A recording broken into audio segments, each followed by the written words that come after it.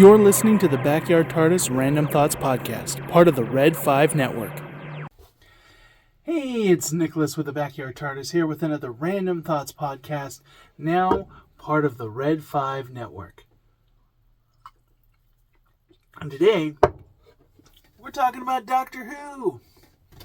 Yeah, one of my favorite properties of all time. I mean, I am the Backyard TARDIS. But, as 2024 has come to a close and we're coming into 2025, I'm doing year-end reviews of some of my favorite properties, talking about them, what I thought of the last year, and what I'm hoping for going into the next. And kind of got a lot to cover, and I haven't had a lot of Doctor Who content on the channel, and this is going to kind of explain some of that, but also talk about what I want to do to fix that, because I love Doctor Who. I want to talk about Doctor Who.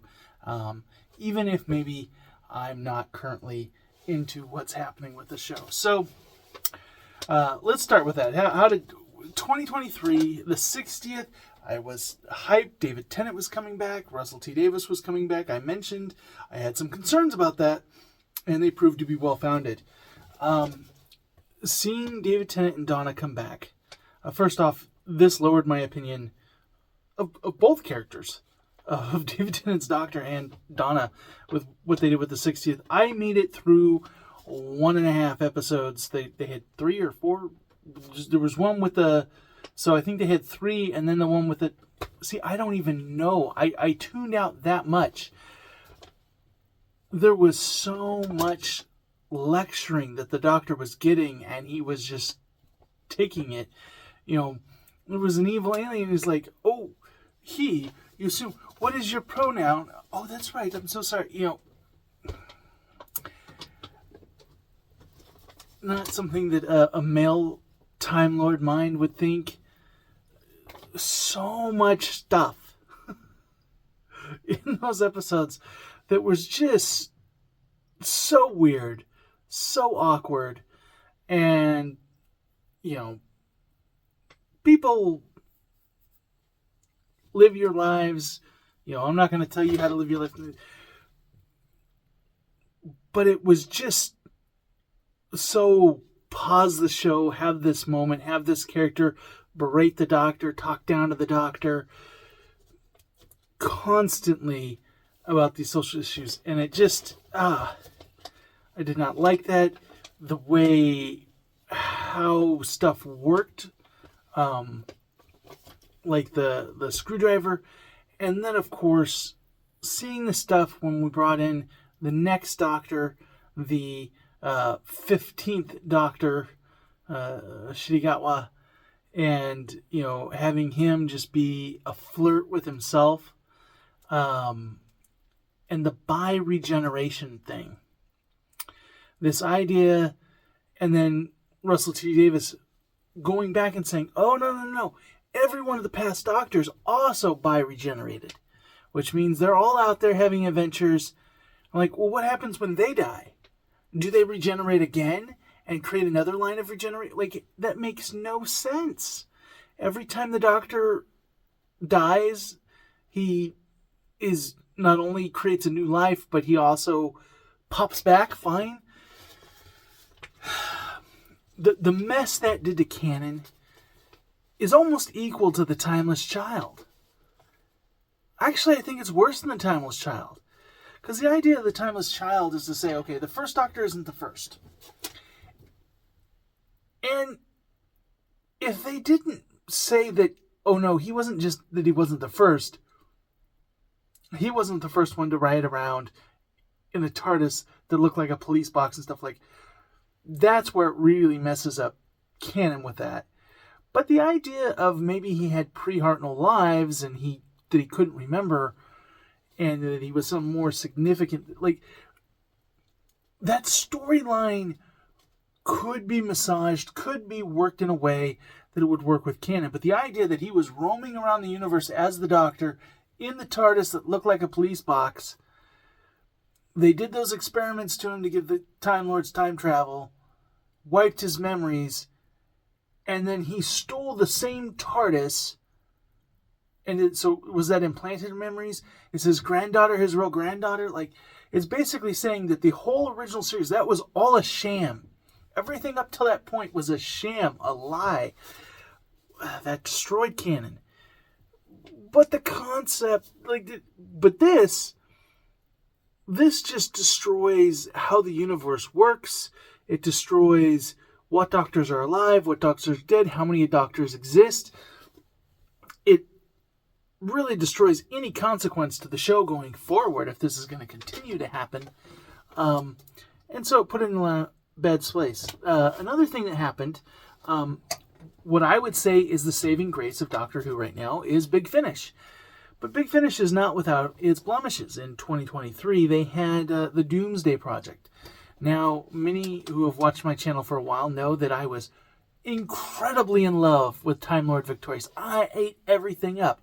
The cartoons, the audio dramas, the books, the magazines. Even bought a t-shirt that had a secret message when you put it under ultraviolet light that was part of the thing. Short stories, comic strips and magazines. There was even, I had to watch it, but there was like an experience in LA in an escape room. There was a board game. There were mobile games. And if I couldn't experience these things in person, I watched other people on YouTube experience them. I ate everything Time Lord Victorious up. I bought the action figures because every one of the action figures came with a booklet with part of the story. It was this big, huge crossover event between like Eagle Moss and Big Finish and all these different companies. And it was super successful. And then they came out with Doomsday. And they basically said, let's take this comedian, this kind of, female comedian who's, small, nothing woman, and let's have her voice a character and say she's the most deadliest assassin. And she's been poisoned and she needs the doctor help to figure out why. Now, she's an audio character, so they didn't have to use the actress's actual likeness, but they did. They made it the most unassuming. They made her so unbelievably not an assassin, and then told us all to believe she was an assassin. And it failed miserably. So that's how we came into 2024. Now, Big Finish, I will say that, I like Nick Briggs. He has his political views. These people over here have their political views. I stay politically neutral. I'm not worried about that. I know that sometimes Big Finish does stuff that gets people riled up. But one of the things I appreciate is they give good stories. They're good actual sci-fi stories, which is not what we're seeing on TV. And yes, there are some that are corny. There are some that will get people riled up. But at least there's also quality. It's not like everything is that. You're getting good stuff, and if you listen to the Big Finish podcast, they give you 15-minute drama teases of every one of their productions. So you can, from that, tell if this is going to be something that you're going to like or not. I listened to a ton of that stuff.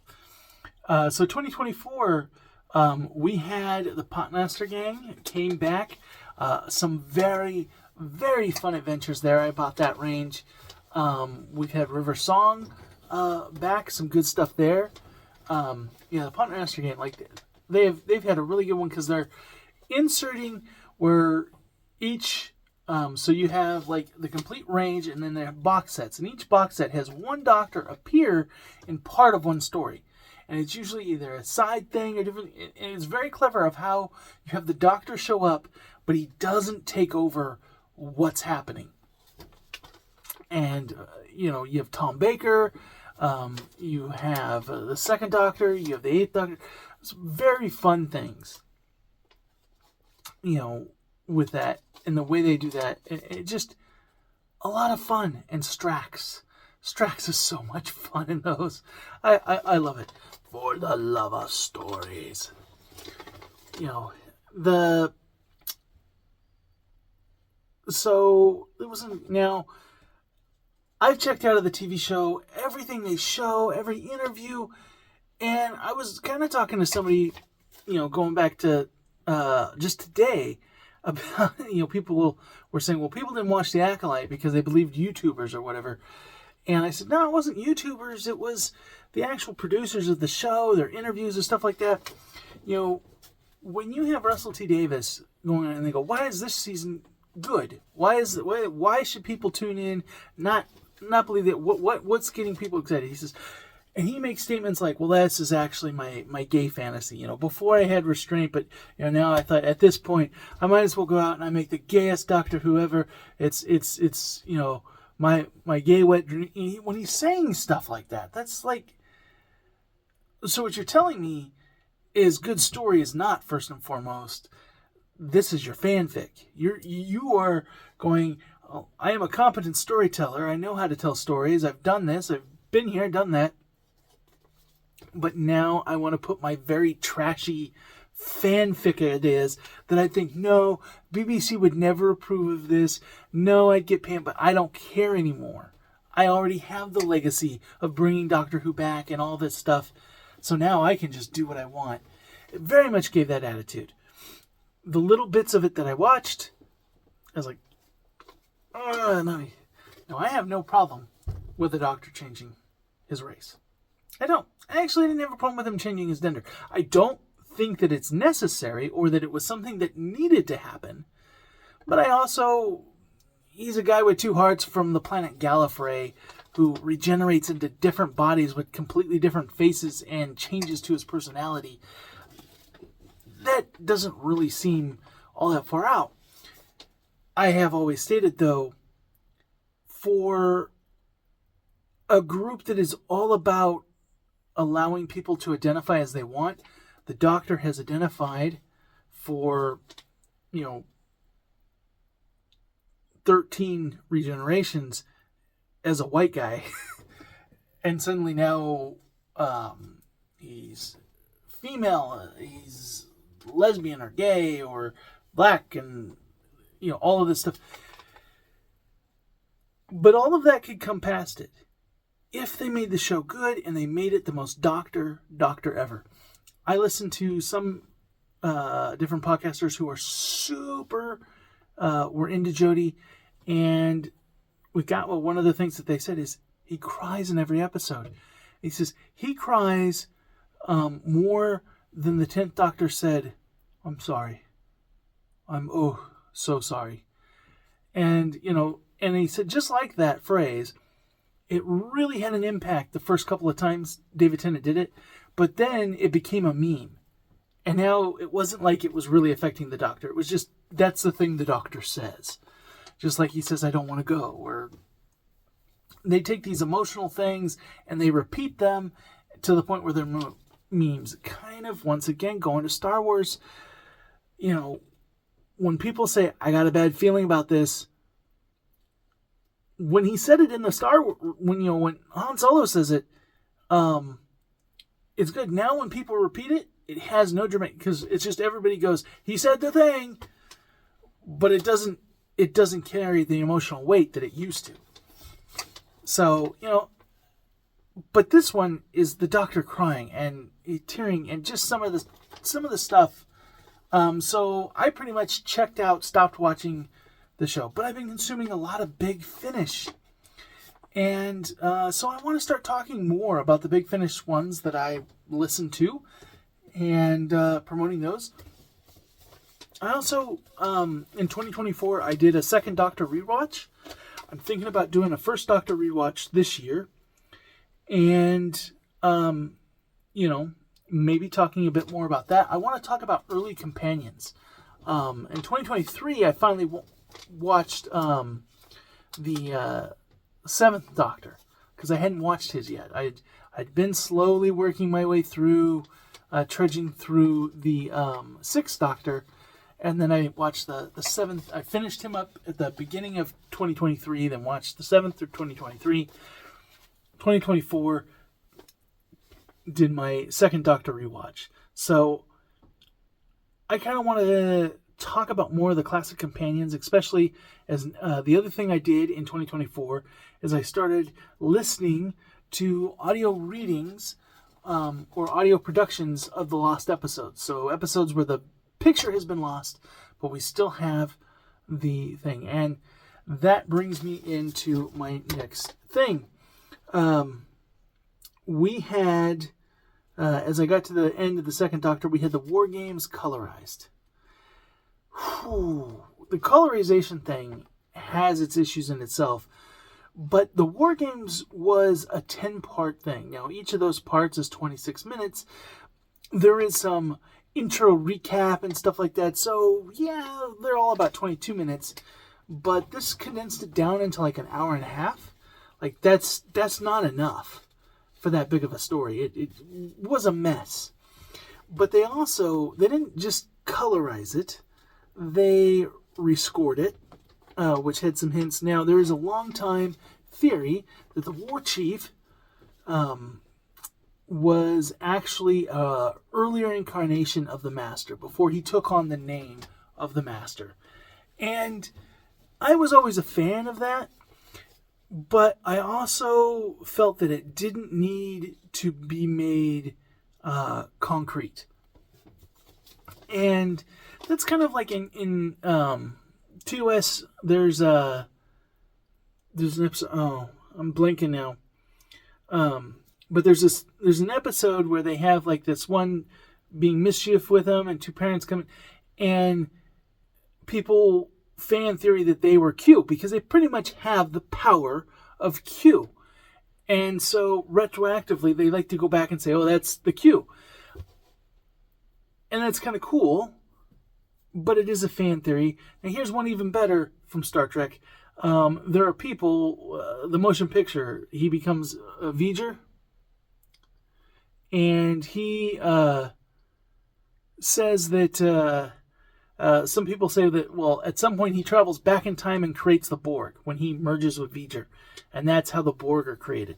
That's a fan theory. It's a fun fan theory, but I think it's good that that isn't made canon, because that would really mess up how we view the Borg. Likewise, him being the Master, it's a fun fan theory, but it's a touchy subject. You're messing with something. This is a classic, unique character. Yes, he only appeared once, but now you're making him part of a character that came later. There's going to be fans of that character that want him to be a distinct character that likes the idea of that character coming back in something new, but you've shut the door on that. So I like it. I understand why some people don't. But then there was the other thing that I really didn't like, is the second Doctor's regeneration. So in the Two Doctors episode, the second Doctor comes back and he's older. And his companion's with him and he's older. And how do they explain that? They say, well, we never see his regeneration. We see he's escorted out of the room, supposedly to be forced regeneration.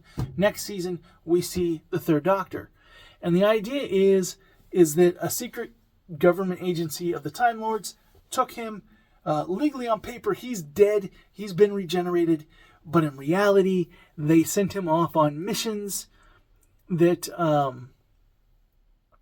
they want to absolve themselves of.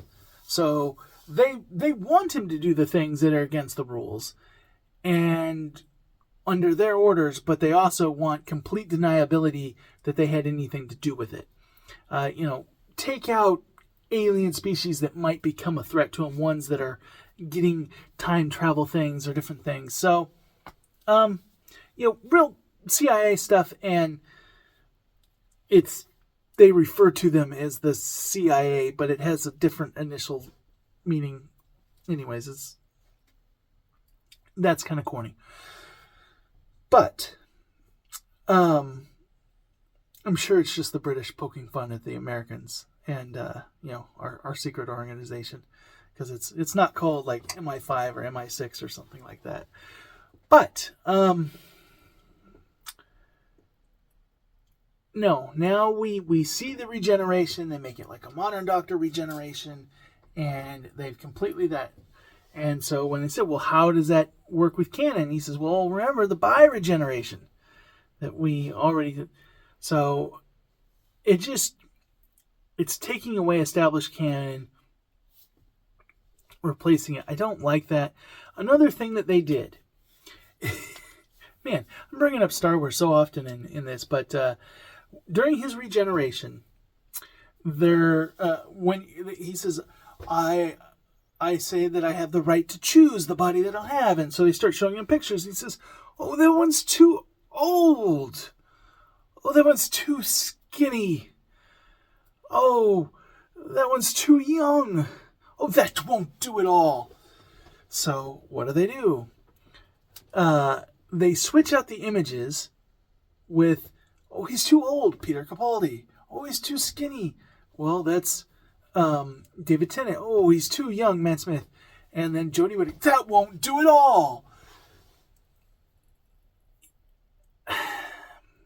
First of all, if you have to keep in mind that a huge part of the fans of something like the War Games, the Classic Who fans who you need to be on board with this, because newer fans, they have a hard time adapting this. But if you have the Classic, look, this has been made for you to like, but this is why it's so special, and this is one of the stories I love, and it's something like this, where you're modernizing something that was classic. You're putting color in it, you're editing it down so it moves more snappy, but it hits all the memory beats that the classic fans like it, and it is fresh and new enough that the new fans can go back and still appreciate it, and it should be a merging of the love of the two.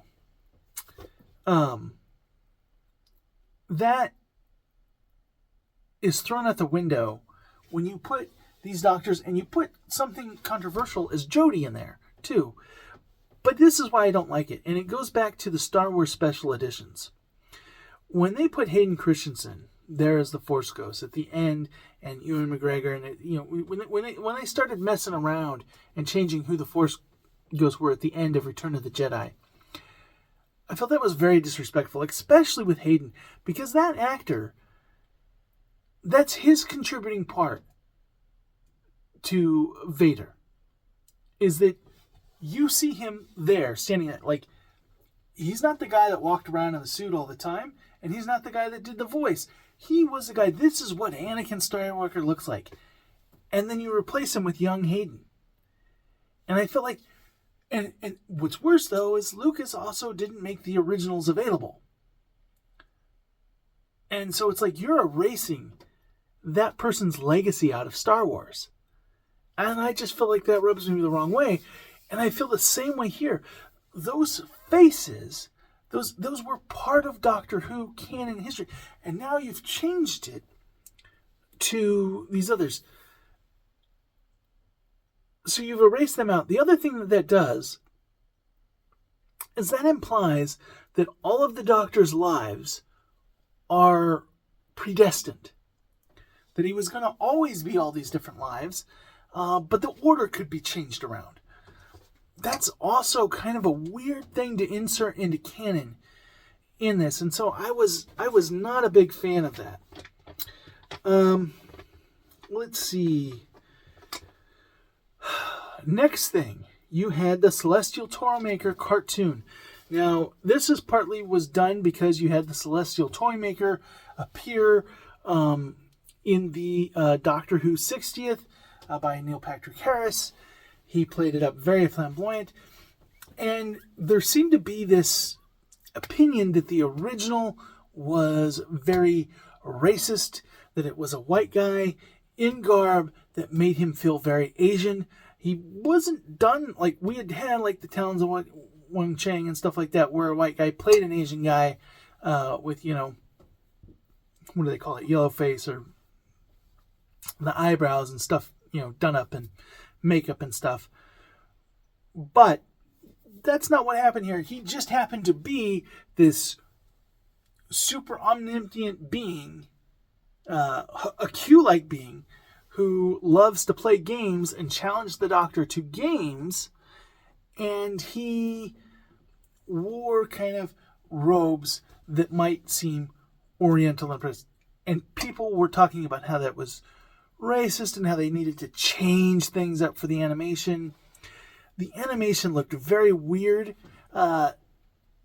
This is the kind of episode that you could go in and make things more interesting, and I believe they did in some ways, but the animation just looked weird and creepy and not pleasing to watch. And I don't know why you go to the trouble of animating this and then make them, like these lifeless, early 2000s, like budget cartoon, 90s actually, like budget cartoon 3D models that are very soulless, very weird looking, very uncanny, not great animation. No. I'm not expecting Pixar, but yeah, I prefer the almost like hinge puppet stuff that they were using before than these creepy 3D models. It was just so. Once again, this is a character that I was happy to hear that was announced that brought back. I was not exactly thrilled with how it all turned out, but I was glad that the original was getting repackaged in this way, but I was not happy with the performance. So let's start. Let's change it up. Let's talk about some of the good. Let's talk about Michael Troughton coming to reprise his father's role as the Second Doctor on Big Finish. That has been a huge hit for me. I have loved his work as the Second Doctor. It's interesting. His other brother and the other actor that played him do much more of a parody of the Second Doctor. They really try to mimic the Second Doctor. Michael comes at it a little different. He has little things that he does that sounds like his dad, but he says, I'm going to be me. And I'm a little like my dad, but I'm not my dad. And if I try to be like my dad, I like what he said in the interview. He says, I can either do a spot-on impersonation of Dad, or I can read the lines with heart, but I can't do both.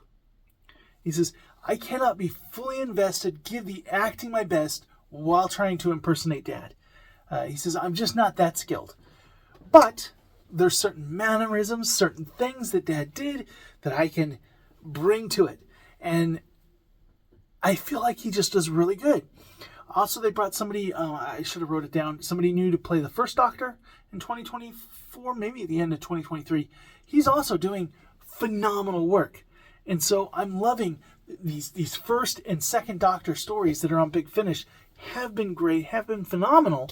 And it's just something that I've been enjoying. Because I have to say, those are my two classic Doctors that I really like. Love the Fourth Doctor. Fifth Doctor and Third Doctor, okay. Seventh Doctor, okay. I really love the Eighth Doctor. But I think the First and Second Doctor truly are something. And I feel like when the discussion happens, people talk about the Fourth and Third Doctor a lot because the older generation that watched that as a kid are the ones that are the older generation, that are online, that are loud, that are very outspoken. People who came around the time of the Sixth and Seventh Doctor, I feel like they were more open to New Who. Those were some corny, sometimes seasons of Doctor Who, the 80s stuff. And so the Fifth Doctor is very dry in humor. Sometimes it lands, sometimes it doesn't. I enjoy him, but he's definitely not a favorite. He's just an okay. He's a very vanilla Doctor, so to speak. Which is why I feel like there's not a lot of polarizing opinions about him. There aren't people that are like, oh, he's the worst Doctor ever, bottom of my list. And there's not a lot of people that are like, he's my favorite Doctor ever. He's just kind of middle of the road. The Fourth Doctor gets tons of praise. And I see the Third Doctor get a lot of praise. And I always find it funny because the Third Doctor, in my opinion, is guilty of a lot of the things that people say is woke writing in Doctor Who now. There's a lot of stuff about climate change, military, feminism, all that stuff in the Third Doctor era. That was like all primed, like big talking points at the time, and Doctor Who was tackling it all. And but I didn't like it because it restricted to the Doctor to the Earth. They definitely had a lower budget, not in that their budget lowered, but that they went to color, and they didn't get an increase in budget for the extra costs that it costs to do stuff in color. So the special effects kind of tanked, and they made it so that 90% of the stories were on Earth. The Doctor was trapped to Earth, and every alien battle ended up with a battle shootout in a rock quarry. It was like everybody complained about Stargate. It's always in some tree line in, the Vancouver forest. Well, in the Third Doctor series, it always ended up in a rock quarry. It's like just a continuous thing. Aliens always land in the rock quarry. They always had the final showdown with the military in the same rock quarry over and over again. So, compared to like when you had the Daleks invading London and, they were shutting down streets of London to have Daleks come across and do all that. I felt like the first Doctor was very much like theater. The second Doctor was very much action, reminded me a lot of like Flash Gordon, very much more action oriented. Sometimes corny stuff, but like it very different. And the Third Doctor became more like a steady serial show that was like, these are our guys here at the military base. It was almost like Doctor Who mixed with MASH. No, I love the Third Doctor. I'm not hating it, but I always find it funny that is one that is so beloved, and it's not on the top of my list. And I find it funny that a lot of the people that love it are the ones that are just as like adamant that new Doctor Who is woke and bad and you shouldn't.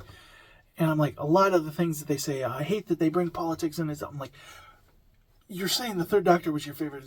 Now, I agree that sometimes they did it better then than they do it now about how they go about it. But and the show has really gone off the rails with how it's doing it now.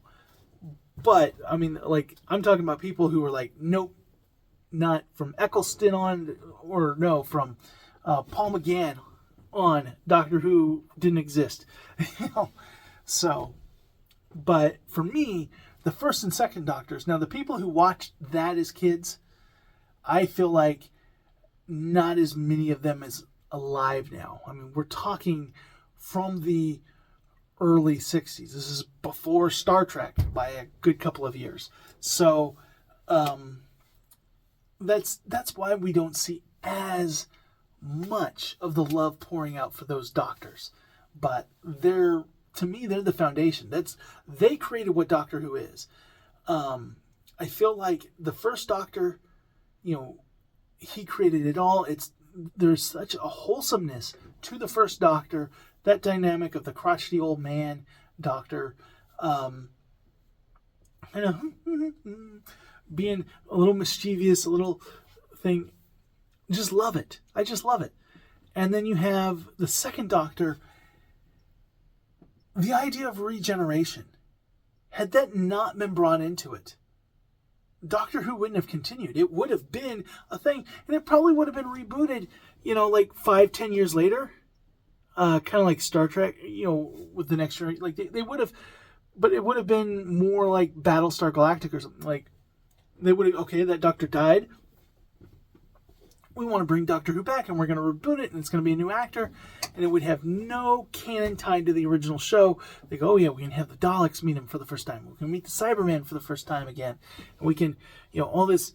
But no, because they did that, they basically created the James Bond thing, but it's part of canon that his face changes. That's brilliant. That's just brilliant, and I love it. And I think that if the second Doctor didn't work, and if the second Doctor,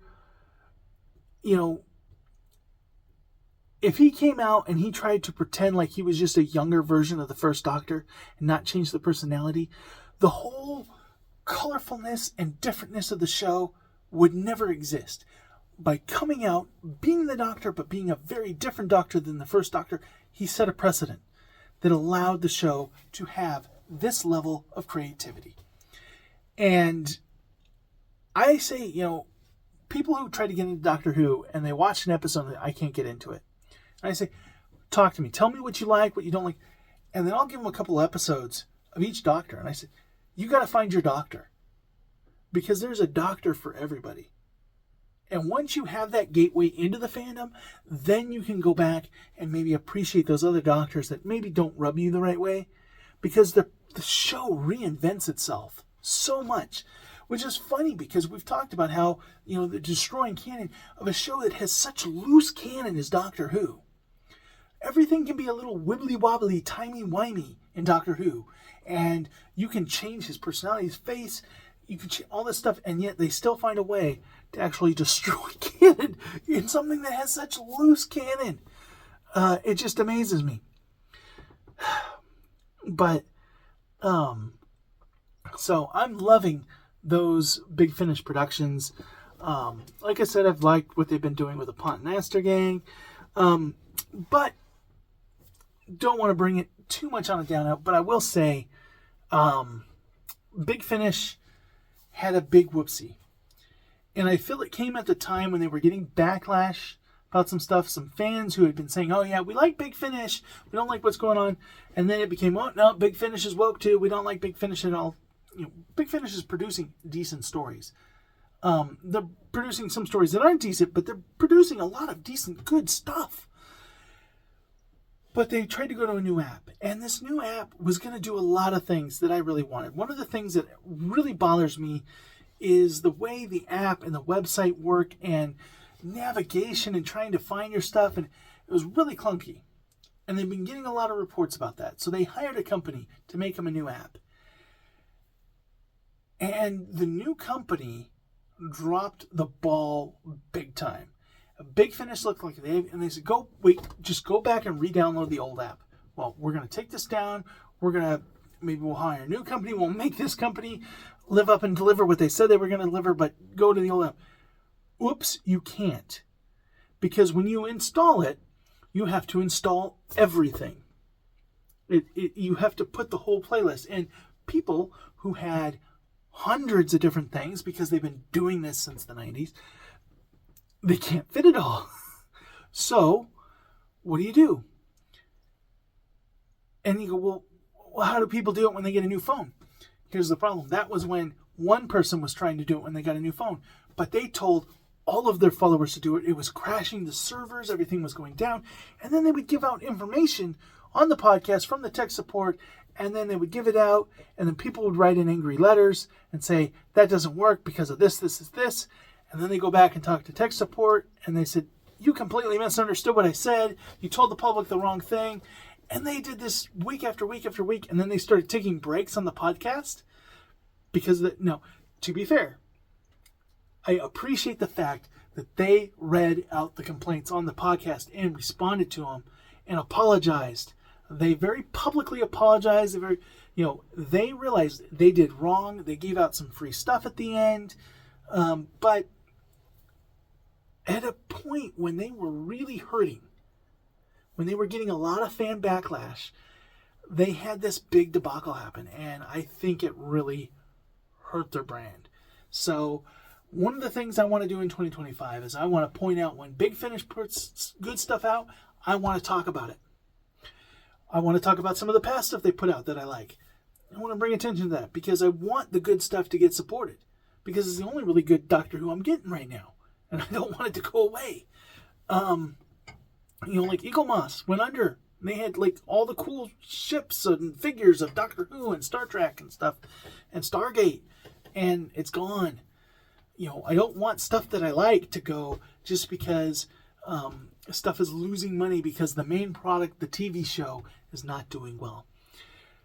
I also want to do some more retrospective talking, maybe some top 10s, top 10 companions, top 10 doctors, top 10 episodes or storylines of this particular doctor.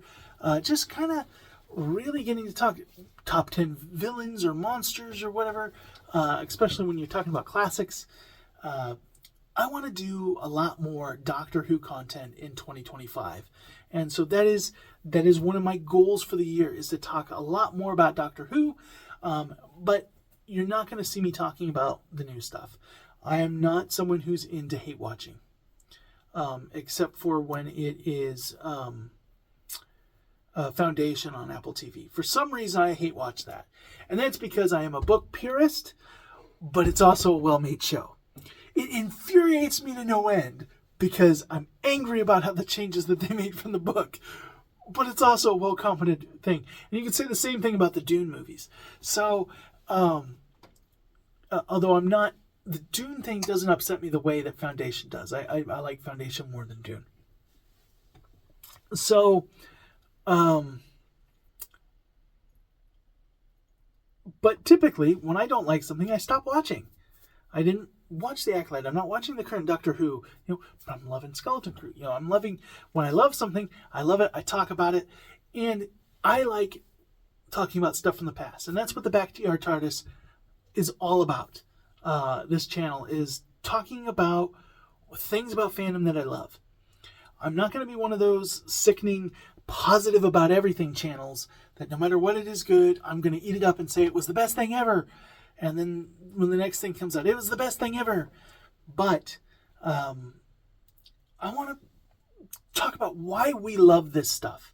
One of the things I do is I do a Quantum Leap thing on the Price of Reason live channel.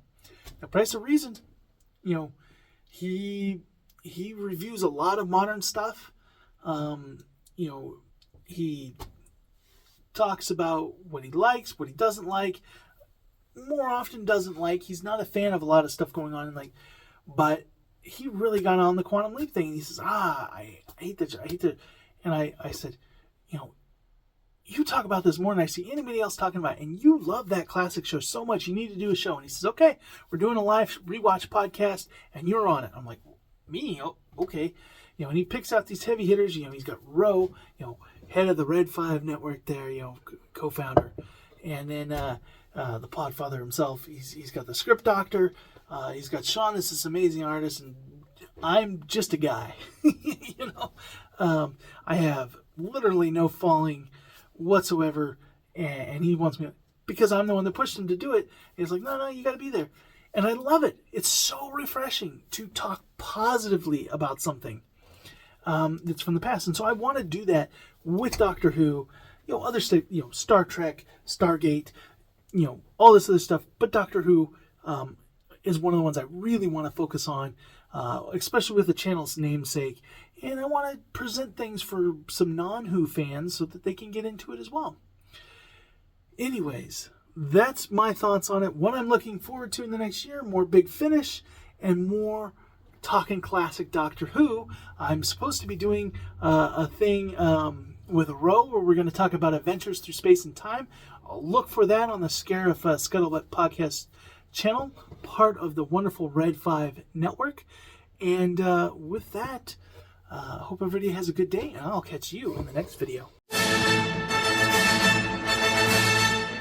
Greetings, listener. Just a reminder that the podcast you just heard is a proud member of the Red 5 Network family.